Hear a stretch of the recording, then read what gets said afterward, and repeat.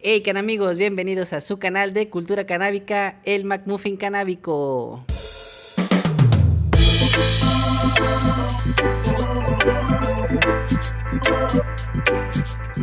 Septiembre es el mes más mexicano y no hay nada más mexicano como la marihuana, así que si quieres saber por qué, ponte cómodo y disfruta del video de hoy, que es sobre los antecedentes que ha tenido el cannabis en la historia de nuestro país, así que comencemos. Pese a que internet y algunos consumidores relacionan el uso de la marihuana con las culturas prehispánicas, no existe evidencia al respecto de que fuese usada por las culturas mesoamericanas, pues estas ya tenían experiencia en el uso de plantas maestras como el peyote, los hongos, el toloache y el mapacho, conocido como nicotiana rústica, que consumían cotidianamente tanto para liberar el alma como para convivir con la divinidad. Los musulmanes trajeron a España el hachís y la tradición magrebí de fumar cigarrillos, la cual sobrevivió en las sombras entre los moriscos incluso después de la Reconquista Católica de 1492 y la Inquisición. El primer contacto de América con el cannabis fue a través de Cristóbal Colón, que portaba en sus embarcaciones un estimado de cerca de 80 toneladas de velas y cuerdas hechas de cáñamo, y en los galeones traían sus semillas con el fin de producir textiles en la Nueva España. Como dato curioso, dice que se pueden observar hojas de marihuana en el monumento a Colón en Barcelona. Posteriormente, durante el periodo de la conquista en 1521, fue precisamente Hernán Cortés quien importó diversas plantas de Europa y Asia, entre ellas el cannabis, para levantar la economía de la Nueva España. De los primeros registros que se tienen del cannabis en México se remonta al año 1532, cuando el rey Carlos V dio la autorización para que se le enseñara a los indígenas a hilar y tejer el cáñamo, pero en 1550 el virrey Luis de Velasco y Ruiz de Alarcón limitó su consumo, pues decía que los indígenas empezaron a emplearla para algo más que para la creación de cuerdas. Yo diría que fue cuando comenzaron a fumarla, pues de por sí la población indígena ya tenía una tradición de uso ritual y medicinal con otros alucinógenos como los hongos y el peyote. En Canadá, en 1606, el cáñamo fue introducido y cultivado en Nueva Escocia por Louis Hebert, y en cuanto a Norteamérica, se tiene dato de que en 1611 el rey Jacobo I de Inglaterra hizo obligatoria la producción del cáñamo en la colonia de Virginia. Como hemos mencionado, en esas épocas el cáñamo era importante para la construcción de cuerdas de navegación y para el tejido. Tanto Massachusetts como Connecticut siguieron a Virginia, donde incluso la planta llegó a aceptarse como moneda. Un siglo más tarde, en 1712, Juan Steinhofer en su tratado Florilegio Medicinal, que recopila una combinación de la medicina tradicional del Nuevo Mundo y la europea, afirmaría que las semillas del cannabis se usaban contra la gonorrea y que los baños servían para regularizar el ciclo menstrual o para reducir la abundancia de leche después del parto. En 1838 fue fundada la Academia de Farmacia, que elaboró la primera farmacopea mexicana publicada en 1846. Así, el registro más antiguo de la palabra marihuana, así con G, proviene de esta obra, que desde un enfoque lingüístico se puede considerar el inicio de la historia de la marihuana en México, aunque con el tiempo se reconocería y criminalizaría también su uso y efecto en los ciudadanos de diversas clases sociales.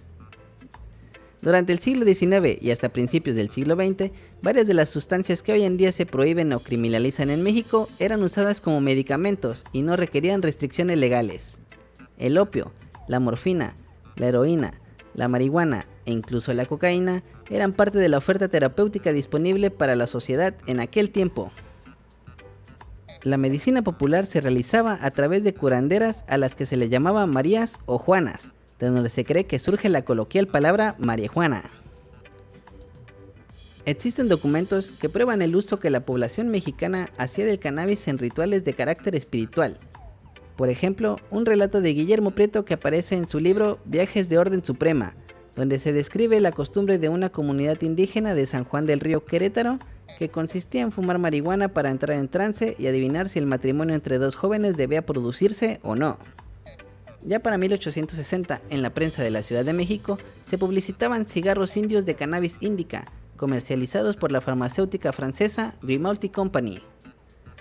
Para principios del siglo XX, al vincularse la marihuana con las prácticas indígenas, así como de soldados, presos y otras clases populares, se estimularon diversos prejuicios y su estigmatización. por lo cual, para esas fechas las detenciones de yerberos y de neófitos contrabandistas no tardaron en llegar, cosa que sigue sucediendo hoy en día con los prejuicios que condenan a los consumidores. La primera prohibición formal de la marihuana en México data de 1869, por medio de un bando emitido por el gobierno del Distrito Federal.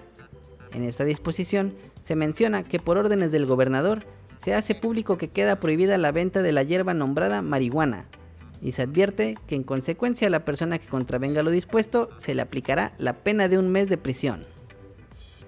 Lo interesante es que México fue quizás el primer país del mundo que condenó la marihuana recreativa en la historia.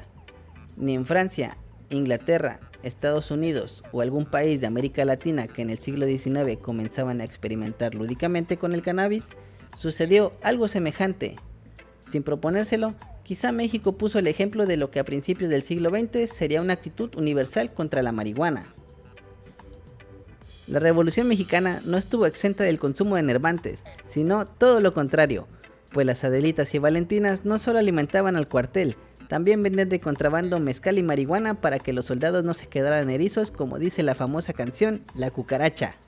Y hablando de esta, existen varias hipótesis acerca del sentido al que iba dirigido en la Revolución Mexicana. Una de ellas sugiere que el mismo general Francisco Villa fue el autor de ella. Sin embargo, otras versiones indican que los soldados se referían al viejo automóvil de Villa como la Cucaracha, que era un Ford modelo T. Y además mencionar que el vehículo se encuentra expuesto en el Museo de Pancho Villa en la ciudad de Chihuahua, por si a alguien le gustaría verlo. Este solía ir retacado de soldados, por lo que sus brazos y piernas quedaban fuera del vehículo simulando la forma del insecto. Quizá la palabra marihuana era un sinónimo de combustible, pero no creo. Y la última es que también los villistas consideraban como traidor a su adversario político Victoriano Huerta, por lo que se referían a él como cucaracha de manera despectiva. Y debido a que posiblemente Huerta consumía cannabis de manera lúdica frecuentemente, se cree que la usaban para mofarse de él. Una de las mejores descripciones del uso de la marihuana entre los soldados revolucionarios nos la brinda Francisco Urquizo en su novela Tropa Vieja, en la que narra su participación como soldado oficialista que sobrevivió a las batallas revolucionarias. En esta narración, la marihuana aparece en diversos momentos, por ejemplo, en los tiempos libres de la vida en los cuarteles y como forma de aliviar los dolores de soldados heridos. Conforme la revolución avanzaba, devastaba pueblos y cultivos, por lo que muchos mexicanos se vieron obligados a abandonar el país en búsqueda de sobrevivir. En aquellos tiempos, la mano de obra mexicana era apreciada en los Estados Unidos, pues estaba participando en la Primera Guerra Mundial. Así, del norte de México migraron quienes conformarían las primeras comunidades de mexicanos migrantes en California y otros estados de Norteamérica. Y dicen que fueron los mexicanos quienes exportaron la marihuana, o cuando menos el nombre.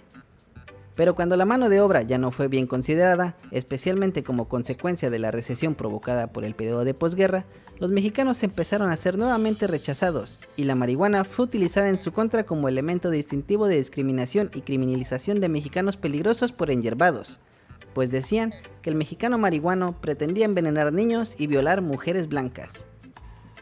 Fue entonces cuando el término marihuana fue retomado como símbolo del mal, y de esta forma los norteamericanos llevaron a la fama mundial la marihuana mexicana como algo malo que podría acabar con ellos.